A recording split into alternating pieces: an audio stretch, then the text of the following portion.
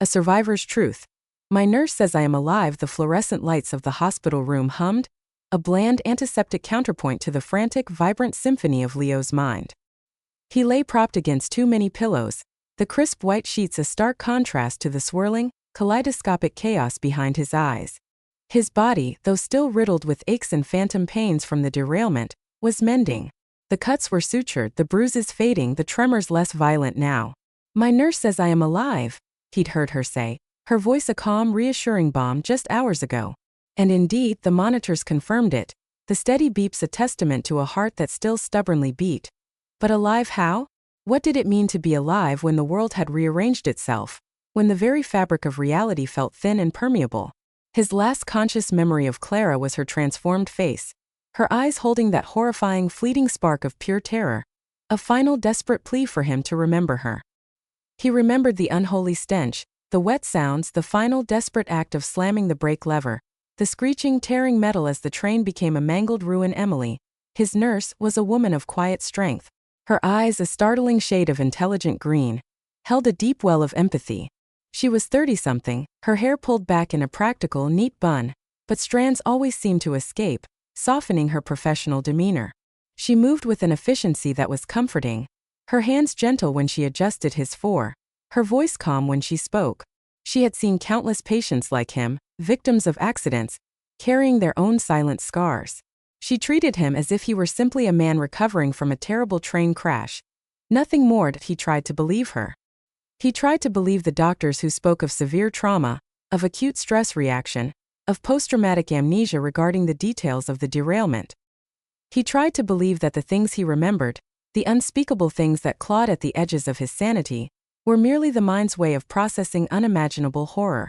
But then he would touch the small wooden swallow, still miraculously pinned to the collar of his hospital gown where Emily had carefully repinned it from his ruined jacket, and a fresh wave of undeniable dread would wash over him. It's a swallow, Clara had explained, her voice soft, her eyes shining with love. For safe return. My grandmother gave it to my grandfather when he went off to war. She said it always brought him back to her. I want you to have it. The memory was as clear as yesterday, sharp as broken glass. He could feel the warmth of the wood in his palm, the slight roughness of the carving. Clara, laughing as he teased her about the Eiffel Tower, her jasmine perfume filling their compartment, their small private world so perfect, so full of love, a vibrant living thing. He closed his eyes, drifting back. He saw her face framed by the Venetian sun, her eyes sparkling as they wandered through St. Mark's Square.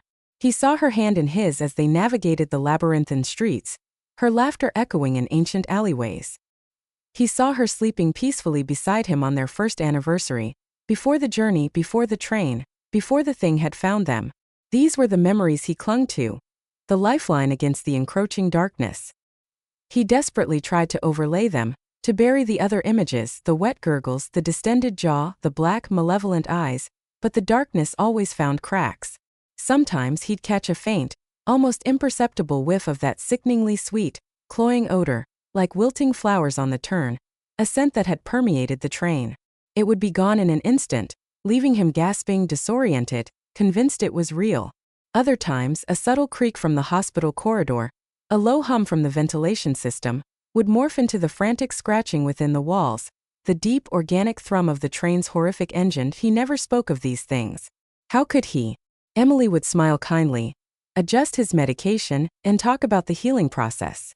He was Leo Vance, victim of a train derailment, not a man haunted by biological abominations. One afternoon, as Emily was checking his vitals, a faint, almost imperceptible chill filled the room. The sterile air, usually bland, seemed to carry a fleeting hint of that cloying sweetness. Leo stiffened, his eyes darting around the room, searching. Emily paused, her brow furrowed slightly. She sniffed the air. Did someone leave the window open? I could swear I smell something like a flower that's seen better days. Leo's heart hammered. She smelled it. She actually smelled it. He wanted to scream, to grab her, to tell her everything. But the words caught in his throat, a tight, desperate knot. He just stared at her, his eyes wide with a plea she couldn't understand. Emily, seeing his distress, her hand immediately going to his forehead. You're clammy, Leo. Are you feeling nauseous? He shook his head, unable to speak. The moment passed. The scent faded. Emily put it down to his medication. But for Leo, a terrifying seed of doubt was planted. Was it just him? Or was the reality he knew, the reality Emily lived in, slowly, subtly beginning to unravel? Weeks bled into months. The hospital became his new prison, his cage. The physical wounds healed, shrinking to faint, silvery lines on his skin, but the deeper wounds festered, unseen. His release date loomed, a terrifying prospect. How could he go back to the world, to his elegant, empty apartment, knowing what he knew, carrying what he carried? Emily continued to be his anchor. She brought him books, chatted about mundane things, treated him with a compassion that bordered on an almost maternal care. He started to open up, cautiously, about Clara, about their love, their dreams, skirting around the edges of the true horror. He showed her old photos of them together, laughing in Venice, huddled against the wind on a Parisian bridge, sharing a stolen kiss in a busy market. Emily listened patiently, her green eyes filled with genuine sorrow for his loss. She never pressed for details about the accident itself, respecting his evident trauma, but the subtle disturbances continued. The faint smells, the phantom sounds. Sometimes late at night he would hear a soft, almost imperceptible scratching just outside his door, so real, so distinct, that he would sit bolt upright, his heart pounding, convinced it was just beyond the thin hospital wall. Once he swore he saw a fleeting shadow, too tall, too contorted, pass by his frosted glass door, its movement unsettlingly fluid. He called out, but the night nurse confirmed no one had been there. He started to obsess over details from the train. He remembered a man, Mr. Silas, a scholar, who had seemed to know things, who had sacrificed himself. He remembered a young couple, Liam and Chloe. Had they made it? He asked Emily if there were other survivors from his carriage. She checked the official reports. Only Leo.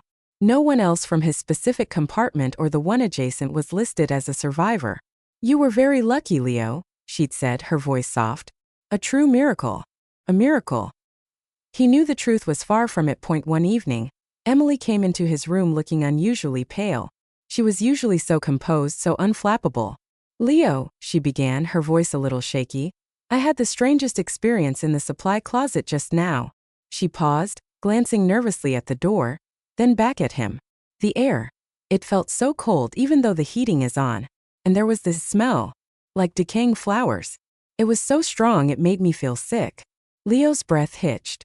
He felt a cold dread spread through him. It was happening. It was spreading. "You smelled it," he whispered, his voice barely audible. Emily nodded, her eyes wide. "Yes. And then, I heard something. Faint scratching. And I thought I heard whispers. Just for a second. It sounded wet." She shivered, hugging herself. "It's probably just the old building settling. Or something wrong with the ventilation, but it gave me a real fright." Leo knew. He knew it wasn't the building. He knew it wasn't his imagination. He knew it wasn't just a shared delusion from his trauma. The contagion. It had followed him. Or worse, it had always been here. A silent passenger waiting for a new host. He sat up, grabbing her arm, his grip tight.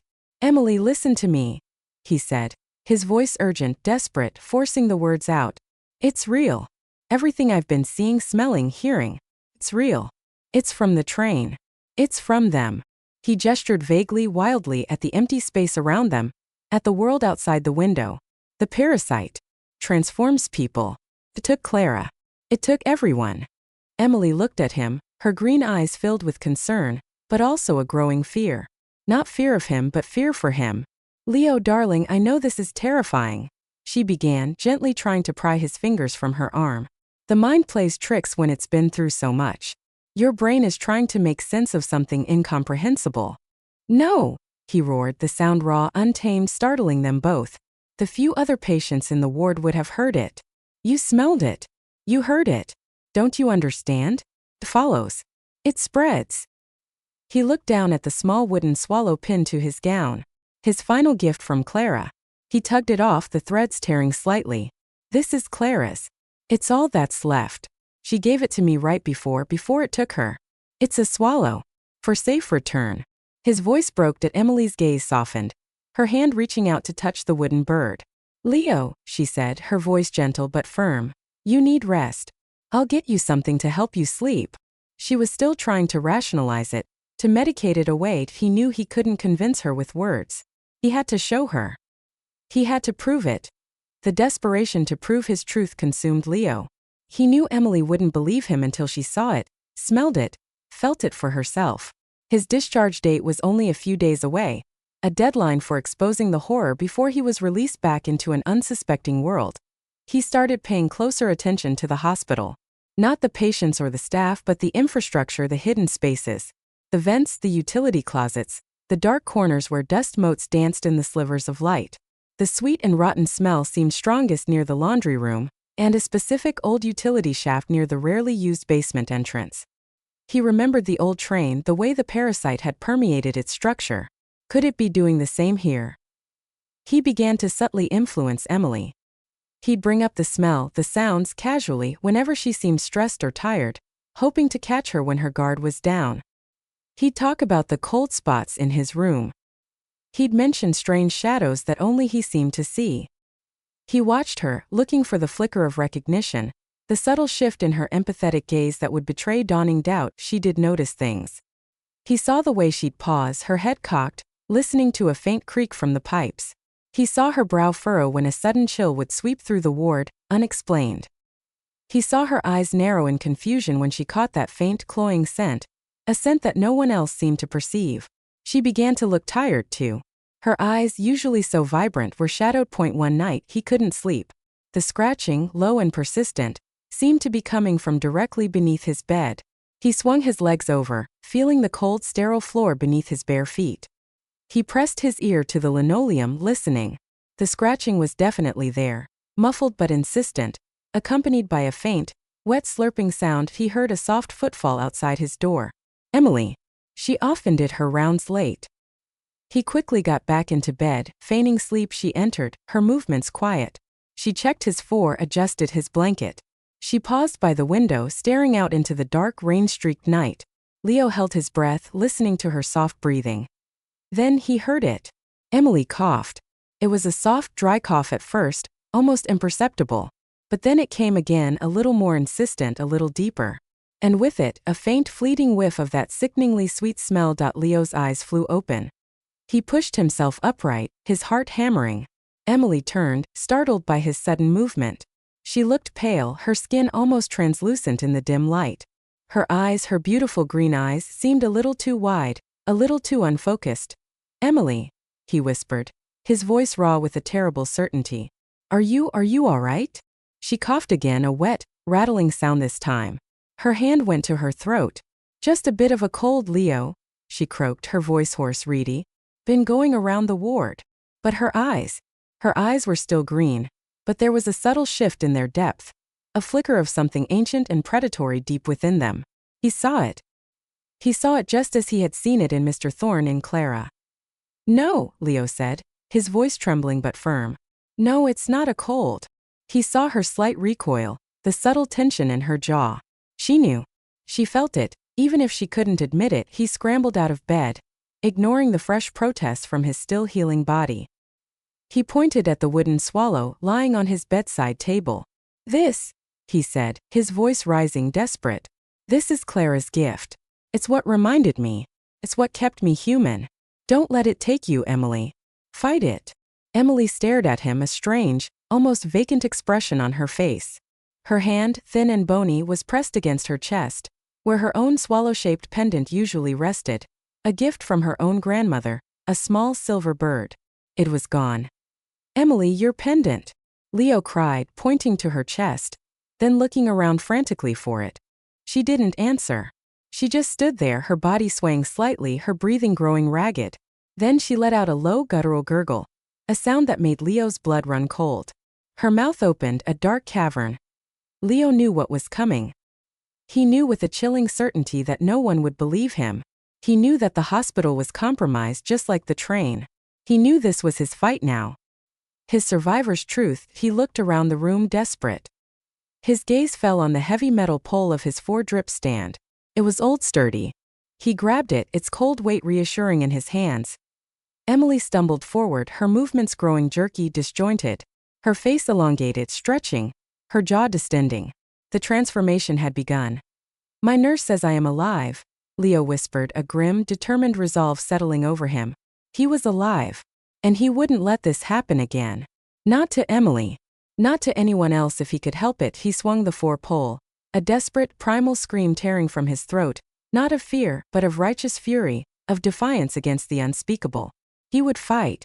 He would fight for Emily, for Clara, for every lost soul on that train. He would fight until his last breath, because this was his truth. This was the burden of the survivor. The struggle was a blur of shadows and screams, of sickening thuds and tearing sounds. He didn't know how long it lasted. He didn't know if he won. He woke up later, his body aching more than ever before, his head throbbing. He was lying on the floor of his hospital room, the four-pole bent and twisted beside him. The room was a mess, furniture overturned, the thin sheets shredded. And Emily was gone. Completely gone. Only a dark, viscous stain on the floor and a lingering faint trace of that sickly, cloying odor remained. The doctors and nurses found him there, delirious, covered in sweat and a few fresh cuts. He told them about Emily, about the monster, about the train. They shook their heads sadly, speaking in hushed tones about a severe psychotic break, about profound grief manifesting in delusions. They medicated him heavily, and the world dissolved into a hazy, drugged blur. He was transferred to a long-term care facility, a quiet place with gentle staff and padded walls. They said he was suffering from extreme PTSD and psychosis. He nodded, played along. He took his medication. He ate his meals. He smiled faintly when the new nurse, a kind woman with gentle eyes, said, "You're looking much better today, Leo. You're alive." He was alive. Physically. But the monster, the parasite, the contagion, it was a part of him now. Not in his body, he hoped, but in his mind. He carried the truth, a chilling, solitary burden. He had saved himself. Perhaps he had even saved Emily, by stopping her transformation before it was complete, freeing her from that grotesque fate. He hoped so. He kept the little wooden swallow clutched in his hand, a silent comfort, a tangible link to his past, to Clara. Sometimes he'd hear the faint scratching, the wet whispers, just at the edge of his perception. Sometimes the air would carry that cloying scent, fleeting and subtle. He never spoke of it. He learned to live with it, to compartmentalize the horror. He was a survivor, yes, but his truth was a secret, a heavy stone in his heart. And sometimes, just sometimes, in the dead of night, when the facility was quiet and the world outside was still, he would feel a faint tickle in his throat, a subtle itch that he would instantly suppress. He knew with a terrifying certainty that it was still out there, and he was still waiting.